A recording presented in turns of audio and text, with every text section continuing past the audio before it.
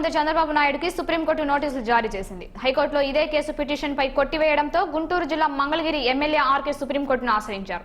ఈ రోజు అసెంబ్లీ సమావేశాలు ప్రారంభం అయ్యాయో లేదో సుప్రీంకోర్టు నుంచి నోటీసులు జారీ అయ్యాయని ఎమ్మెల్యే ఆర్కే తెలిపారు. ఓటుకు నోటు కేసు విచారణకు సుప్రీంకోర్టు స్వీకరించిందన్నారు ఆర్కే. ఓటుకు నోటు కేసులో చంద్రబాబు పాత్ర అందరికీ తెలుసునన్నారు. కేసు విషయంలో చంద్రబాబు ఎందుకు స్పందించడం లేదో ఆయనే చెప్పాలని ఆర్కే విమర్శించారు.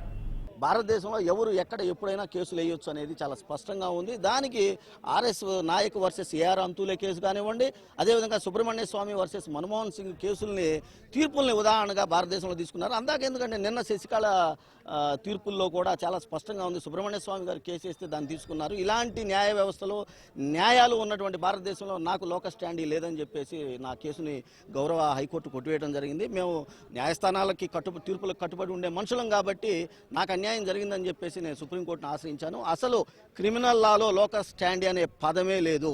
అంతేకాదు ప్రాస్పెక్టివ్ ఎక్యూజ్డ్ అయినటువంటి చంద్రబాబు నాయుడు గారికి న్యాయస్థానం మెట్లెక్కే అర్హత కూడా లేదు. ఈ సంగతి అడ్వకేట్లకి మేధావులకి అందరికీ తెలుసు. అయినా కూడా 2.5-3 సంవత్సరాల కాలంగా ఓటుకు నోటు కేసులో అడ్డంగా ఆడియో వీడియో టేపుల్లో దొరికిపోయినప్పటికీ కూడా ఆయన బుకాయిస్తూ ఇంతకాలం లాగాడు. ఇప్పటికైనా సరే మేము చాలా సంతోషంగా ఉన్నాం. ఎందుకంటే చంద్రబాబు నాయుడు గారిని ఒకటే కోరుకుంటా ఉన్నా నేను, అయ్యా నీవు గనక అది నీ మనవాళ్ళు బ్రీఫ్డ్ మీ వాయిస్ మీది కాదు, నేను ఓటుకు నోటు కేసులో లేను అని కనుక మీరు చెప్పేటట్టయితే మీరు విచారణ ఎదుర్కొనండి, మీరు నిప్పులాగా బతకండి. అంటే మీరు ఇవాళ 2.5 సంవత్సరాల కాలంగా కూడా మనవాళ్ళు బ్రీఫ్డ్ మీ వాయిస్ నాది కాదు అని మీరు ఎక్కడ ఇంతవరకు చెప్పలా.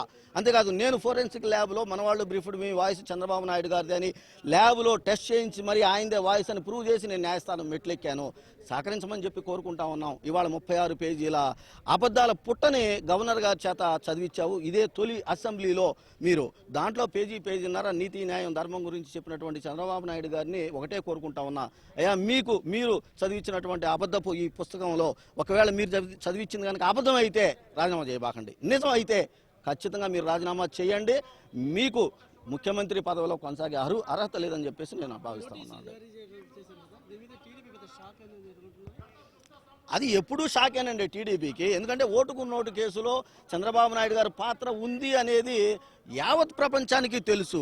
కాకపోతే మరి చంద్రబాబు నాయుడు గారు వ్యవస్థలు మేనేజ్ చేసే పెద్ద మనిషి కాబట్టి ఇన్నాళ్ళు బతికిపోయాడు.